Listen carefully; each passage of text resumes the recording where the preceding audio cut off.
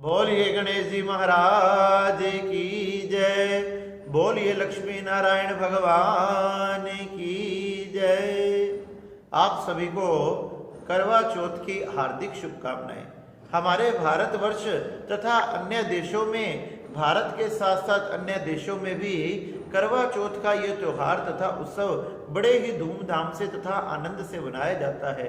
जिन विदेशी लोगों ने भी भारतीय परंपरा को अपना लिया है, वह भी बड़े धूमधाम से और आनंद से इस करवा चौथ के त्योहार को बनाते हैं। भारतीय नारियां अपने पति के दीर्घ आयु के लिए, उनकी रक्षा के लिए इस व्रत को धारण करती है, ताकि वह हमेशा सुहागन रहे। भगवान उनके पति की रक्षा करे, उनकी सुहाग की रक्षा करे। इस दिन वह सुंदर वस्त्रों को धारण कर कर, सुंदर आभूषणों को धारण कर कर अपने सास ससुर के चरणों में प्रणाम आदि करती है, देवी देवताओं का पूजन करती है तथा उसके बाद कथा को श्रवण करती है।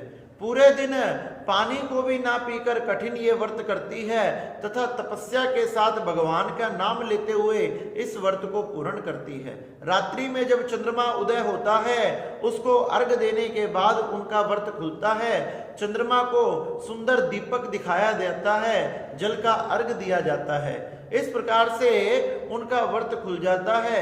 भगवान चंद्रमा, श्री गणेश जी तथा लक्ष्मी नारायण भगवान, चौथ माता उनके परिवार पर, उनके पति पर, उनके संतान पर, सब पर कृपा करती है तथा उनकी आयु को बढ़ाती है, उनके दुख दरिद्र आदि का नष्ट करती है। करवा चौथ के चंद्रमा उदय लगभग 8:15 पर होगा। 8:15 बजे चंद्रमा उदय होगा। इस सुंदर समय पर एक सुंदर थाल सजाकर, पूजा की थाली सजाकर चंद्रमा को अर्घ दें, तिलक के छींटे लगाएं, रोली के, चावल आदि के छींटे लगाकर सुंदर दीपक उन्हें दिखाना चाहिए। इससे चंद्रमा बड़े प्रसन्न होते हैं तथा आपके पति की आयु को दीर्घ करते हैं। बताया गया, किसी भी व्रत को धारण करते हैं तो उसकी कथा को सुनना बड़ा अनिवार्य होता है।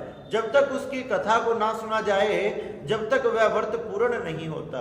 तो श्री सुजी महाराज शंकादिक 88,000 ऋषियों से कहने लगे कि एक समय एक साहूकार के 7 बेटे थे। उनके 7 बेटे तथा एक बेटी थी। 7 बेटों का विवाह हो चुका था और बेटी का भी विवाह हो चुका था। एक दिन वह बेटी अपने मायके आई हुई थी, तो उसी समय संयोग से ये करवा चौथ का व्रत आ गया। साहूकार की 7 बेटों की बहुओं ने तथा उस बेटी ने इस सुंदर व्रत को धारण किया। सुंदर वस्त्रों को पहना, सुंदर आभूषणों को पहना, भगवान का पूजन किया। जैसे ही साहूकार के बेटे शाम को घर आए तो अपनी अपनी पत्नियों से कहने लगे कि हमारे लिए भोजन कर लगाओ। भाई हमेशा अपनी बहन के साथ ही भोजन करते थे, इसलिए उनके मन में विचार आया कि आज इतने सालों बाद हमारी बहन हमारे घर पर आई है, तो हमने हमारी बहन के साथ ही भोजन करना चाहिए। हमारी बहन के साथ भोजन किए हुए हमें कितना समय व्यतीत हो गया है। यही सोचकर उन्होंने अपनी बहन को आवाज लगाई। कहने लगे कि बहन हमारे साथ आकर भोजन करो।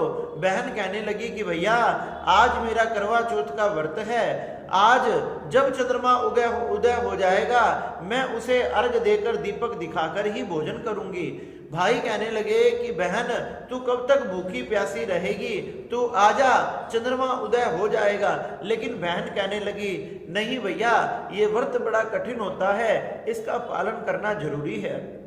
उनमें से एक भाई ने बाकी भाइयों से कहा कि हमारी बहन पता नहीं कब तक भूखी रहेगी, क्यों ना हम नाटक कर कर कोई चांद उगा दें जिससे हमारी बहन उसे अर्घ दे दे तथा हमारे साथ भोजन कर ले।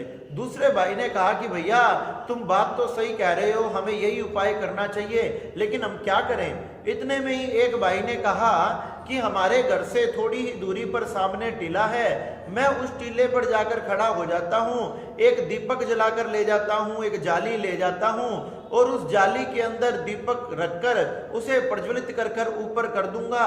तुम में से एक जना बहन को अटारी पर ले आना और कह देना कि बहन देख चंद्रमा उदय हो गया, तू इसे अर्घ दे ले। सातों भाइयों ने हाँ भर दी तथा वैसा ही हुआ। उनमें से एक भाई जाकर टीले पर खड़ा हुआ, दीपक को जलाया, जाली में रखकर ऊपर कर खड़ा हो गया। दूसरे भाई ने बहन को आवाज लगाई कि बहन देख चंद्रमा आ गया, देख चंद्रमा आ गया, तू अर्घ दे ले। बहन अपनी भाभियों को आवाज लगाने लगी। भाभियां ये नाटक जानती थी। कहने लगी दीदी अभी तो चंद्रमा उदय होने का समय नहीं हुआ, आप ऐसे मत करो। कहने लगी नहीं भैया ने कहा है कि चंद्रमा आ गया। भाभियों के मना करने के बाद भी बहन ने भाइयों के साथ जाकर अर्घ दिया तथा दीपक आदि दिखाया, जल आदि अर्घ देकर अपने भाइयों के साथ भोजन करने के लिए बैठ गई। जैसे ही भोजन करने के लिए बैठी तो क्या हुआ, थाली में से जैसे ही पहला टुकड़ा रोटी का तोड़ा तो पहला टुकड़ा उसका जमीन पर गिर पड़ा। दूसरा टुकड़ा जैसे ही तोड़ा उसमें बाल आ गया और जैसे ही तीसरा टुकड़ा तोड़ने लगी इतने में ही उसके ससुराल से बुलावा आ गया कि आपके पति बड़े बीमार हैं, आप जल्द चलिए, शीघ्र अति शीघ्र चाहिए, वहां देरी नहीं होनी चाहिए, आप फटाफट चलिए। उसी समय बहन खड़ी हो गई। माँ बाप ने कहा कि कभी भी बेटी खाली हाथ नहीं जाती, बेटी रुक, मैं तेरे लिए वस्त्र आदि निकाल कर लाती हूँ। जैसे ही माँ ने बक्से को खोला, संदूक को खोला, माँ ने 3 बार संदूक को खोला, तीनों बार उसमें से सफेद रंग का कपड़ा निकल कर आया। माँ ने फिर वो सफेद कपड़ा देकर ही बेटी को विदा करने लगी। माँ ने कहा कि बेटी अब ये निकल कर आया है, तुमने यही पहनकर जाना पड़ेगा, लेकिन मैं तुम्हें एक सोने का टका देती हूँ, तुम ये अपने पल्लू पे बांध लो। जो भी तुम्हें रास्ते में बड़ा बुजुर्ग मिले उन सबको प्रणाम नमस्कार तथा पैरों को छूना, वो जो भी तुम्हें आशीर्वाद देंगे उसे ग्रहण करना। उनमें से जो भी तुझे तेरे सुहाग का पति का आशीर्वाद दे, आयु लंबी का आशीर्वाद दे, उसे सोने का टका दे देना तथा अपनी पल्लू के गांठ बांध लेना।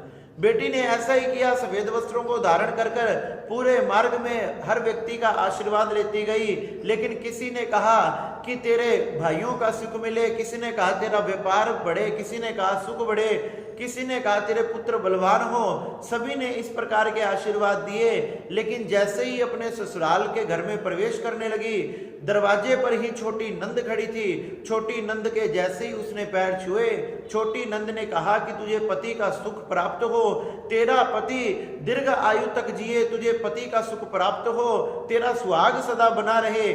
जैसे ही नंद ने ये बात कही, माँ की बात याद आ गई। पल्लू को खोला, पल्लू में से सोने का टीका निकाल कर अपनी नंद को दे दिया तथा पल्लू के गांठ बांध ली और पल्लू के गांठ बांधकर अंदर प्रवेश किया। सास ने कहा अरे तेरा पति तो ऊपर मरा हुआ पड़ा है, जा उसको जाकर देख, उसके पास बैठकर रो ले। जैसे ही उस पुत्री ने ये बात सुनी, उसको सहन नहीं हुई, उसके रोंगटे खड़े हो गए कि मेरी सास ने ये क्या कह दिया। जैसे ही ऊपर जाकर देखा, उसका पति कक्ष में मरा हुआ पड़ा था। अपने पति के पास बैठ गई। ना उसे दिन का होश रहा, ना रात का होश रहा। ऐसे करते करते बहुत दिन व्यतीत होने लगे। सास भी उनके लिए नीचे से बासी रोटियां भेज देती कि जा उसको जाकर दिया। इस प्रकार से जब बहुत दिन व्यतीत हो गए, एक दिन क्या हुआ, मंगसिर का महीना आया और मंगसिर के महीने आने पर मंगसिर की चौथ आई। कहने लगी कि करवा ले करवा ले करवा ले। वो जो पुत्री थी साहूकार की, वो माँ के पैरों में पड़ गई। कहने लगी कि माँ आप मुझे आशीर्वाद दो कि मेरा पति जीवित हो जाए। कहने लगी तूने तो मुझसे बड़ी तो आगे चौथ आएगी, पो की चौथ आएगी, तू उससे मांगना, वो तुझे ये प्रदान कर सकती है। आसोज की चौथ आएगी, वो भी मुझसे बड़ी है, वो तुझे प्रदान कर सकती है, लेकिन मैं तुझे तेरा सुहाग नहीं प्रदान कर सकती।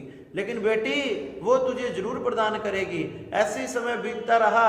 आगे आसोज की चौथ आई। आसोज की चौथ ने कहा कि बेटी करवा ले करवा ले।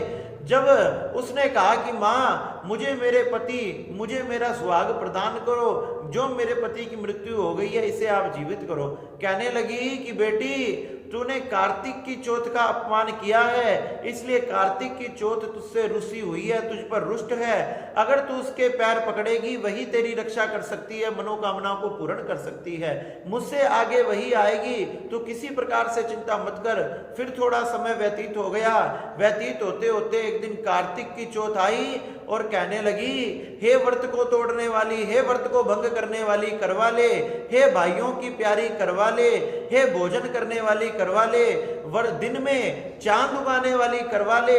इस प्रकार से अनेक प्रकार से माँ बातें बोलने लगी। वो पुत्री माँ के पैरों में पड़ गई, कहने लगी कि माँ मुझे माफ करो, माँ मुझसे जो अपराध हुआ आप क्षमा करो, मैं आपकी पुत्री हूँ। माँ का कर्तव्य है पुत्री की रक्षा करना, बच्चों का पालन पोषण करना।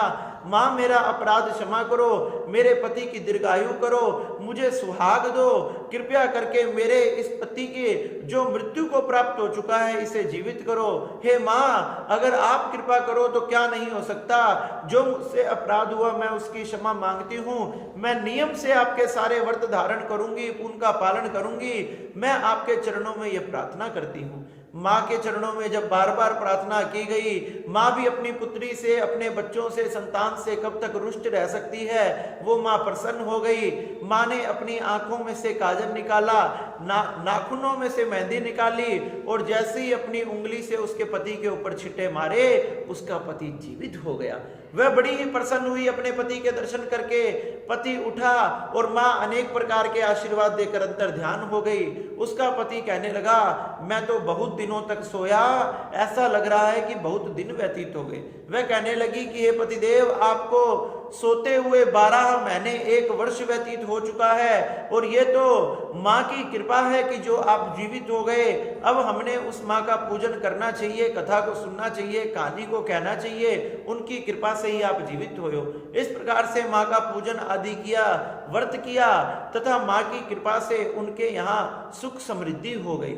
जब उस बेटे की माँ ने, उस पुत्री की सास ने नीचे से फिर से रोजाना की तरह रोटी भेजा, जैसे ही दासी ऊपर लेकर गई कि जाकर देखा उसका पति जीवित है और दोनों पति पत्नी ऊपर चौपड़ पासा खेल रहे हैं। उसके हाथ से रोटी छूट गई कि ये कैसे हो सकता है। उसने जाकर नीचे उसकी बेटे की माँ को बताया कि आपका पुत्र जीवित है और वो तो चौपड़ पासे खेल रहा है। माँ को विश्वास नहीं हुआ। माँ दौड़ी दौड़ी ऊपर गई और कहने लगी कि बहू ये सब कैसे हुआ, ये किसकी कृपा से हुआ, तूने ऐसा कौन सा पुण्य किया, तूने ऐसा कौन सा व्रत किया जिससे ये सब हुआ।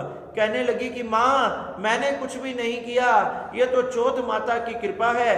कार्तिक की चौथ माता कृपा करने वाली, दीर्घ आयु करने वाली, सुहाग देने वाली है। माँ के आशीर्वाद से, माँ के कृपा से ही आज आपके पुत्र तथा मेरे पति जीवित है।